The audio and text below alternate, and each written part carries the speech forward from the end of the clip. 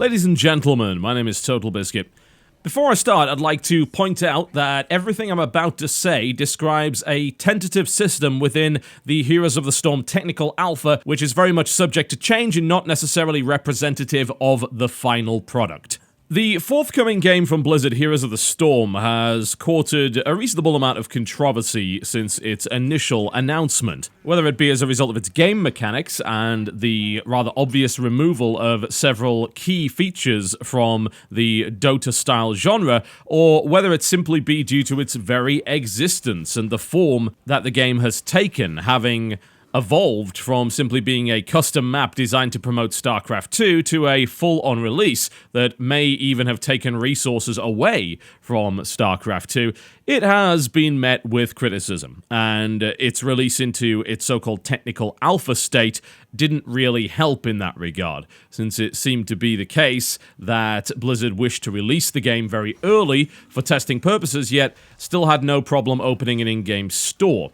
Whatever the case, the controversy surrounding Heroes of the Storm right now is actually fixated on the announcement of a new system by the name of Artifacts, and the supposed purpose of this is to allow a second progression path within the game outside of simply leveling up and buying new heroes, and supposedly allow for some more in-depth customization of your characters in terms of their stats. The system is fairly similar to the League of Legends rune system, in which you are given 3 slots, a Trinket slot, Relic slot, and Gem slot, which will all give you minor stat upgrades and can also be leveled up. Leveling these things up will cost gold, an increasing amount of it. In fact, it will cost 1,000 gold to upgrade your Artifact level 9 to Artifact level 10. So this thing is going to keep increasing. Now, while it does seem like a decent way of streamlining the rune system by reducing the number of runes that you can actually run and making each individual item more powerful on its own instead of having a bunch of runes that add up to a very small bonus at the end of it, this system, in my opinion, is not the way to go for a game like Heroes of the Storm, and I would like to explain why that actually is.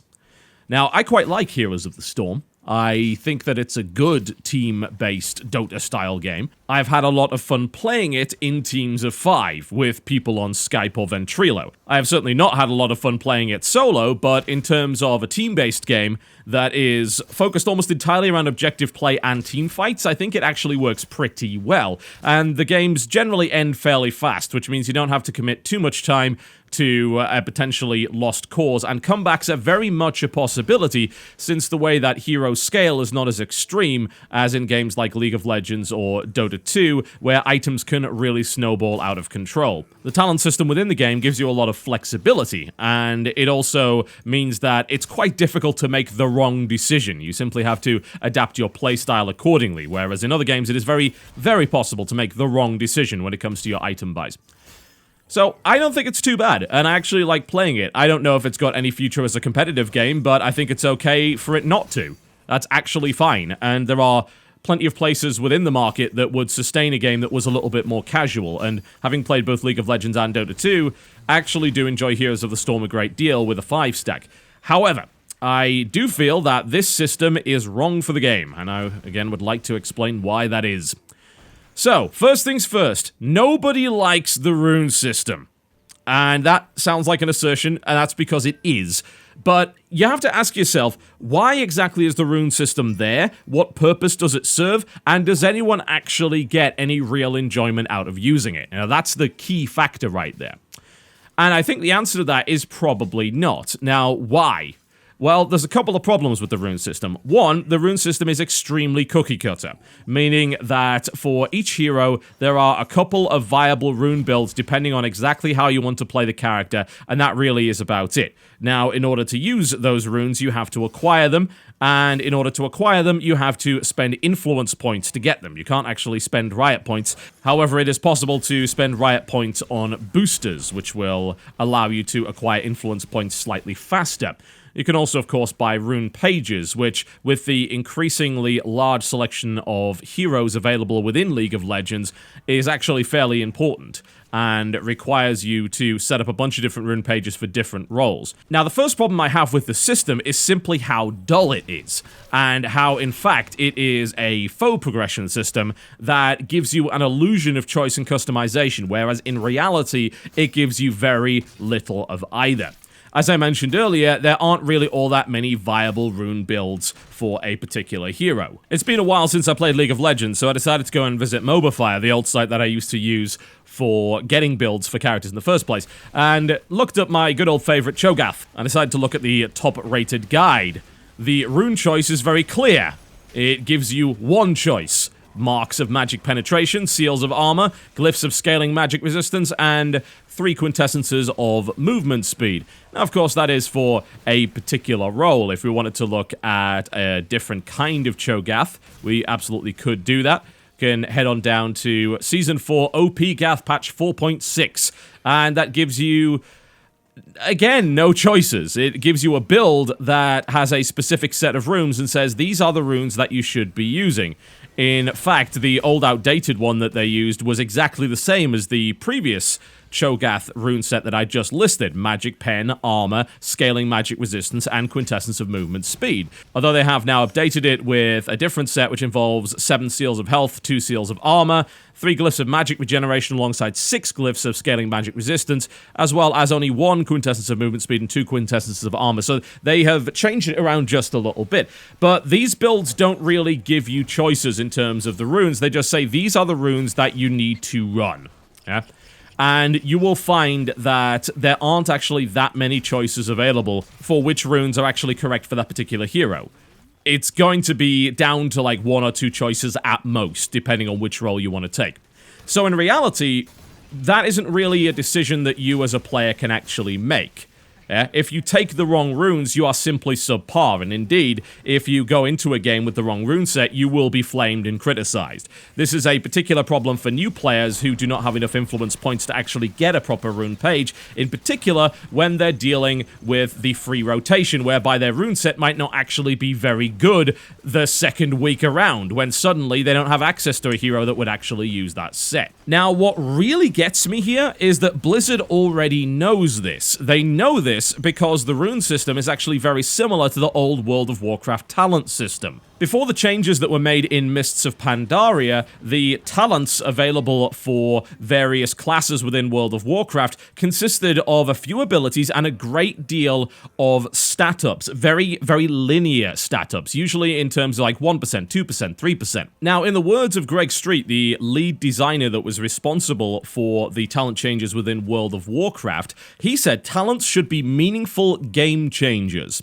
He then went on to say that we weren't happy with the rest of the talent tree overhaul. We definitely pruned some dead wood from the trees, and the talent tree model where you pick up tiny performance increases here and there, and where there's mathematically nearly always a right answer and a wrong answer, is not a great model. The Mists of Pandaria talent design is a major revamp that should fix this problem once and for all. Now, as an old school WoW player that was playing World of Warcraft right at the very start and played through pretty much every iteration of the talent changes, he's not wrong. Yeah? There was an optimal way to play for PvP and an optimal way to play for PvE with each particular class. Now, it got better the further into the game you got. At the start, it was literally impossible to play a fire mage if you were raiding Molten Core. Your damage would be subpar because there were plenty of bosses in there that were immune to fire.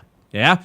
So that was terrible. Absolutely awful. Blackwing Lair had similar problems, and eventually they got rid of these bosses that had resistances to particular elements because they knew it was stopping you from playing entire specs. And gradually WoW moved away from that towards having talents that actually made a big difference. Now, you could view it that the big changes within World of Warcraft, where you only got a big, meaningful talent choice every 15 levels, were dumbing the game down. But in reality, for someone that raided, and raided hardcore, there was really only one choice per class, and per spec. If you were going to play a Holy Priest, you had to play it in a particular way. If you're going to play a Frost Mage, you had to play it in a particular way. Now, they moved away from all of these models, and indeed, they took that design philosophy and put it into Heroes of the Storm. Instead of items, which give stat ups, which again are kind of quite similar to the way that WoW talents worked, they decided that instead of items, you would unlock talents within the game, and each of those would be a significant change to an ability. Now, some of them are far more significant than others, but for the most part, each thing that you pick is quite significant and changes your character in a very meaningful way. It seems to me that the artifact system is flying in the face of that design philosophy, and as a result doesn't make a huge degree of sense. Now, if we were to look at some of the examples that they've already given, we look at the gem slot, for instance, the Bold Amethyst increases maximum health by 1.5% per rank, up to a maximum of 15% at rank 10. The Skyfire Emerald increases speed of basic attacks by 1% per rank, up to a maximum of 10% at rank 10. Those are the gems. If we look at relics, things are mildly more interesting because they do a little bit more. So the Worldstone Shard increases damage versus minions and structures by 1.5% per rank. Oh, no, never mind. That's actually very similar to the gem slot. If we're to look at Alexstrasza Scale, increases health regeneration by 0.1% of your maximum health per second per rank. It's the same, isn't it? Yeah, it's actually the same. All right, well, Trinkets, they have to be a little bit different, right? No, they're not.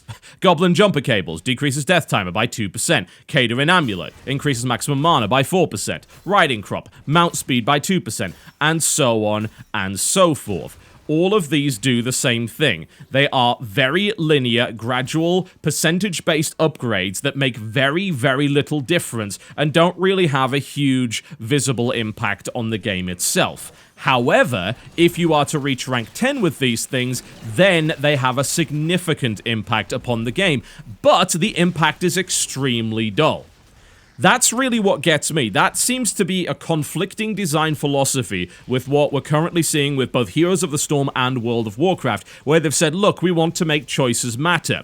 Except in this case, where we're not going to make choices matter. Now, if I were to look at various builds, it seems to me fairly obvious as to which gem and which relic and which trinket I would pick, depending on how I wanted to play a particular hero. But here's the problem. If I go into a game, I have the flexibility to change my talents around and change my role. That's actually one of the cool things about Heroes of the Storm. You can do a fairly similar thing within Dota as well, where you simply pick different items and you decide, look, okay, things are not going my way, I've got to alter my strategy. And if I started off saying, well, I want to be a supporty Elite Tauren Chieftain, which is my favorite character within that game, I really want to focus on the support and the healing, but later on I realized, look, we need a bit more punch, or we need a bit more effective stun work, I can, instead of picking a support talent, I can pick something which is a little bit more aggressive a little bit later down the line. So it allows me to customize there, but I can't do that with trinkets, relics, and gems. It seems to me that all this system does is make the meta more rigid. It makes the role definition of each character more rigid within the game. If I pick up a bunch of max health stuff, then I'm pretty much doomed to play a tank for the rest of the game. If I try and play anything else, I'm not going to be as effective. So I go in there kind of already knowing my role, and that, while it does make a certain degree of sense, I mean, if you play a lot of League of Legends, you're probably saying, well, what's the problem with that? I always go into a game knowing what my role is because we have a very strict meta. I understand that, but the meta of Heroes of the Storm isn't actually as strict. And I think that's a strength that the game has to differentiate it from other titles within the marketplace. If you put a system like this in, not only is it extremely dull, but you also force people to play particular roles and you narrow the meta, yeah? And I don't think that that's a very good idea. I don't think that benefits the game in any way. Now, there's one more key point that I have yet to mention, and this comes back around to a lack of flexibility, but this time around, it is lack of flexibility outside the map rather than inside it. The problem with a gem or relic-based system is that you have to build up the necessary little stat upgrades in order to properly optimize a particular role. If we were to look at either League or indeed the system within Heroes of the Storm, you will notice that they upgrade specific things like maximum health, increased ability damage, speed of basic attacks, and so on and so forth. Now, each of these gems is going to work better in a certain role as opposed to another. If I'm playing a tanky character, I want things like max health, or maybe I want shield. If I'm playing a character that's based on physical damage and does stuff through his auto attacks, I'm going to want things like the Primal Ruby, which is basic attack damage, or indeed increased attack speed. Now, if I don't have these particular gems well upgraded, that immediately limits the roles that I can effectively take within my team. If I don't have increased ability damage or whatever, then I probably don't want to be playing a hero that's based around nuking. If I don't have increased basic attack or increased basic damage, I'm probably not going to want to play a physical assassin style of hero either.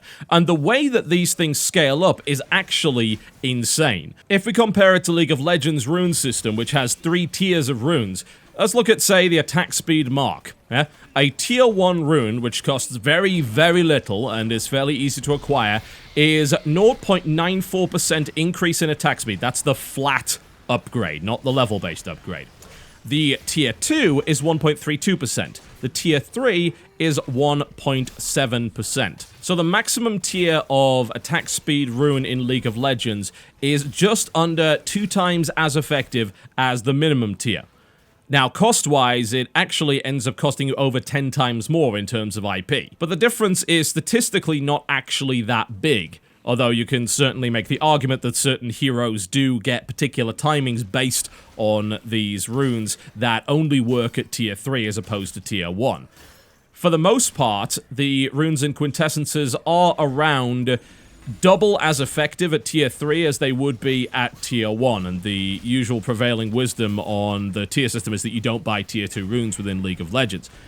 With the artifact system, the difference between the two is fairly obvious. It's 10 times more effective. The Bold Amethyst is increased maximum health by 1.5% at rank 1. At rank 10, it is 15%.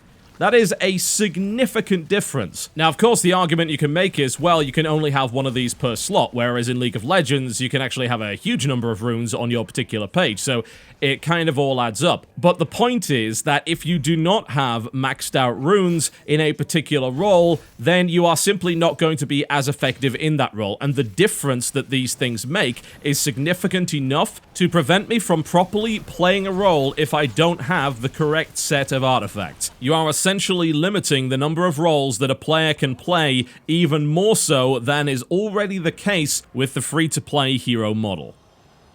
Okay, so those are my remarks based on a design philosophy perspective. I'd like to now talk about it from a business standpoint. Business model. Now, you will be able to spend gold for these. You will not be able to buy these for real money. So, not pay to win, right? Okay, so here's the problem with the rune system in general, as it also applies to artifacts when dealing with the business model. Because you have one currency system that free-to-play players actually utilize, that being gold, the more stuff you put into the game which requires gold to purchase, the more limited a free-to-play player actually is. Ideally, as a free-to-play player, what you would want to do is attempt to buy as many heroes as possible. That would give you access to more choices when it came to creating your team's composition, and of course it would also give you more variety. So you are able to play a greater variety of heroes, which makes the game more enjoyable and keeps you in the game for longer. The more limited you happen to be, the less likely you are to stay interested in the game like that, which is why progression needs to be done at a reasonable pace. You need to feel like you're always unlocking new options. Now, when you throw in a system like this, you give players a second thing to sink money into, like in-game currency. However, it seems like you need to sink this gold in order to remain competitive, because this is a flat power increase, especially at higher ranks.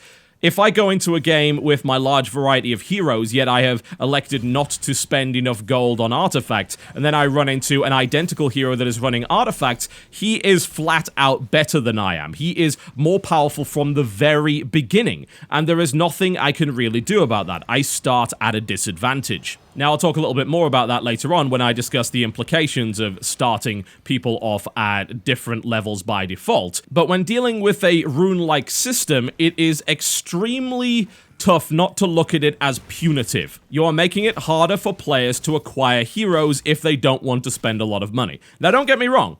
Free-to-play doesn't mean completely free ride. Absolutely not. And that's fine. I don't mind that. But what free-to-play is supposed to offer is a level of choice. You can pay when you want to pay, and the game is still fair even if you don't, but you may be more limited in what you can do. I view that as fair and reasonable. But when you add a second progression system into the game, which gives you a direct boost in power, then you limit the players who are not willing to spend money on heroes, because now they have to spend money on both heroes and on artifacts in order to actually keep up with people and stay relevant. This does not give more progression options to a player, it does the exact opposite. It limits the amount of options that they actually have. The rune system within League of Legends is a similar problem, and anecdotal it may be, but I have yet to find a single person that plays League of Legends that actually likes the rune system. From a business model standpoint, those systems exist to make you spend more money on heroes because you need to save that precious currency to buy artifacts or runes or whatever in order to make sure that you do not have a statistical disadvantage upon entering a game. There's also another point that I'd like to bring up which is often not considered. And that's the idea that this actually screws over people that elect to pay for a great deal of heroes, that actually invest a decent amount of money into your title. And you might be saying, well, that doesn't make any sense considering what you just said. You're contradicting yourself. No. Here's the thing. When I spend money on a game, it's more often than not the case that I am attempting to accelerate my progress or give myself options that I don't have the time to otherwise acquire.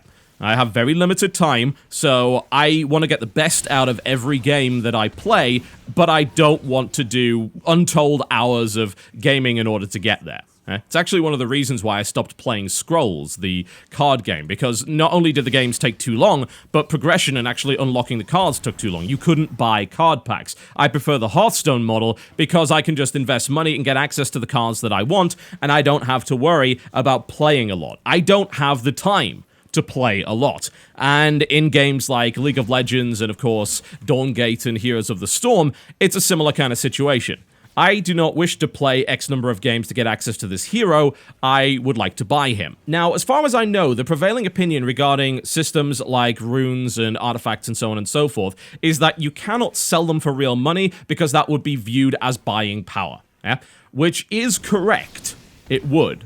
The problem is that instead of buying power, what you do is you give power to those that play more. The problem with that particular ideology is that it results in players doubling down on just how much better they happen to be than other players that they encounter within the game. People that play more are generally more skilled in the first place. However, they also acquire more currency, which allows them to statistically outmatch another character that doesn't have as many runes or artifacts. So what happens is the people that play more are not only in general more skilled than the players that play less because they get more practice, but they're also statistically better because they're able to get a larger number of artifacts and they're able to level those artifacts up to the point where they are just flat out more powerful than the people they're playing against.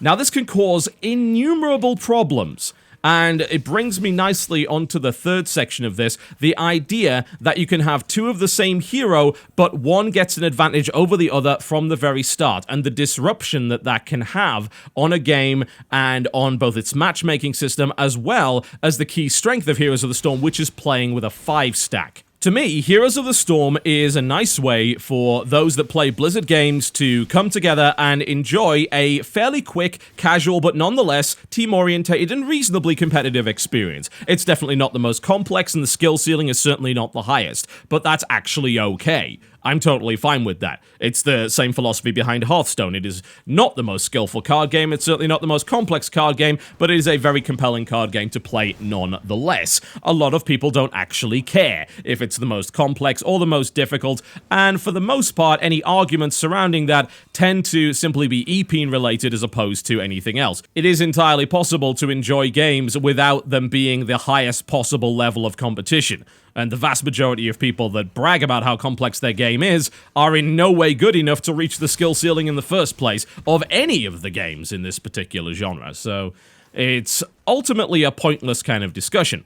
Now, it seems to me that if you're going to get your friends together, a couple of guys play StarCraft, a couple of guys play Warcraft and Diablo and so on and so forth, you jump into a game like this, you want to make sure that everyone is on an even footing. Yeah? Now, there may be people that are better and have played more and have access to more heroes, but the cool thing about Heroes of the Storm is right now, at any rate, when I jump in, even if I'm playing with a guy that's got 1,000 games under his belt, I still have an Elite Tauren Chieftain that's just as powerful as his Elite Tauren Chieftain. And even from a knowledge standpoint, I can still compete toe-to-toe, because I don't need to know things like complex item builds, I don't need to know really which skill order, because you get all skills from the very start. I can perform reasonably well. It's an equalizer. And what tends to happen in Heroes of the Storm is that the team that wins is the one that plays the objectives the best and takes the best team fights. It actually feels surprisingly equal. Yeah, you can get wrecked sometimes, but it seems obvious as to why you have. You never lose for no apparent reason. It can often be very difficult to figure out exactly why a team won or lost in a game of League of Legends, or particularly Dota 2. There's a reason why there was a newbie stream to try and explain that stuff during the International. Because it can appear that nothing's happened over 30 minutes, and then suddenly a team wins. You're like, well, why? How did that actually happen? That is never the case in Heroes of the Storm. It is obvious, like, this team took more objectives, has a higher team level, and is taking better team fights. It really is as simple as that. Or their composition is just better against this team. They're able to make the right engagements, the right moves, and the right plays. It is a game that is actually fairly transparent, and that's actually a benefit of its simplicity. You can figure out exactly why you lost, and that means that not only can you get better quicker, but it also reduces the amount of frustration that's involved in the game. Now, there is a downside to that very team-orientated system. If you don't have a team that works well together, it will be a disaster, and I found that solo queue within Heroes of the Storm is one of the most unpleasant experiences I've ever had in games like this, and I pretty much played all of them. Every single last one. I would actually rather play LoL solo ranked queue than I would Heroes of the Storm solo queue at this point. Now, I'm hoping there's a way to change that, but I think it's just inherent in the mechanics and just how important it is to play as a team, because you can't carry in that game. You cannot. It just is not possible. You can't get that far ahead, and no hero is really capable of carrying the entire team on its back. It's all very important that the team works together and is able to achieve their objectives, and that's a good thing. It is. That actually makes the game very satisfying to play as a team. However, what happens when members of your team don't have the right artifacts? Or what happens when you go up against a team that has better artifacts than you do? Is the matchmaking system really going to be good enough to compensate for that? I actually have my doubts. I really, really do. Now, matchmaking, of course, in the technical alpha is really not in a great state, and they're obviously trying to improve that, so there's plenty of room to make that system better. But in my experience playing games of this style, it is very difficult to make the matchmaking system absolutely fair.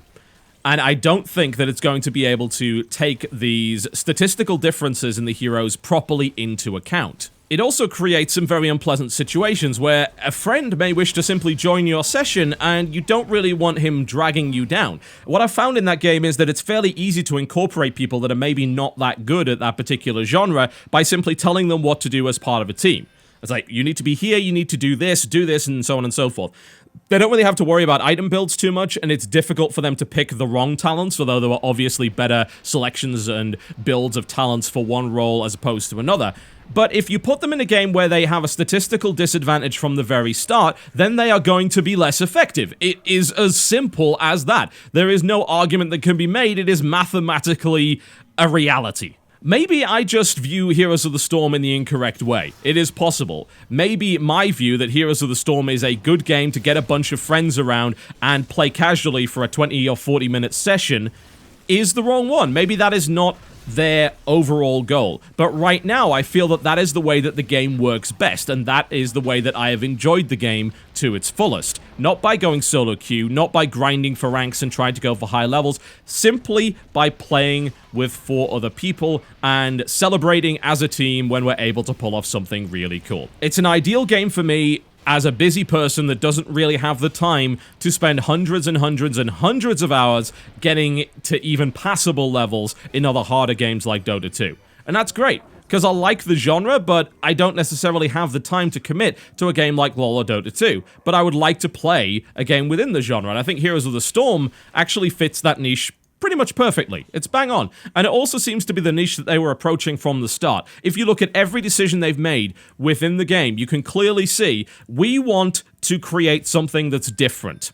We want to create something that stands on its own. It's shorter, it's more team-focused, it's less reliant on external websites and learning builds and so on and so forth. You don't have to worry so much about things like creep denies or even last hitting. The mechanics are logical and intuitive. It doesn't punish you for pushing on a tower, whereas other games certainly do. The genre is a game about pushing lanes, and yet in many other games within the genre, pushing the lane is actually bad. But they put systems within the game such as tower ammunition that change that around. It is a game that is very intuitive and logical. And as far as I'm concerned, it needs to differentiate itself further from other games within the genre rather than bringing itself closer. I don't see a scenario where this system benefits the game. I see it as being the antithesis of the design philosophy that they have demonstrated up to this point. I view it as dull and needless progression that is in there for progression's sake alone. And I don't know about you, but we've had a lot of years of online progression, and I am frankly getting a little tired of that particular treadmill. There is already enough progression within the game to keep people playing. Heroes and skins and unlocking different recolors and so on and so forth is the way to keep people interested. That is enough. That is all you need. In my opinion, focus should instead be placed upon differentiating itself further from other games within the genre. I understand that money has to be made, don't get me wrong, but I think if you genuinely believe that Heroes of the Storm is not going to make money, then I'm not really sure what planet you happen to be living on. It is potentially a goose that lays many, many golden eggs indeed. And this to me seems like preemptive slaughter for no apparent reason. There you go, folks. A couple of my opinions on the artifact system and why I believe that it should be discarded from the upcoming development of Heroes of the Storm. I'll see you next time.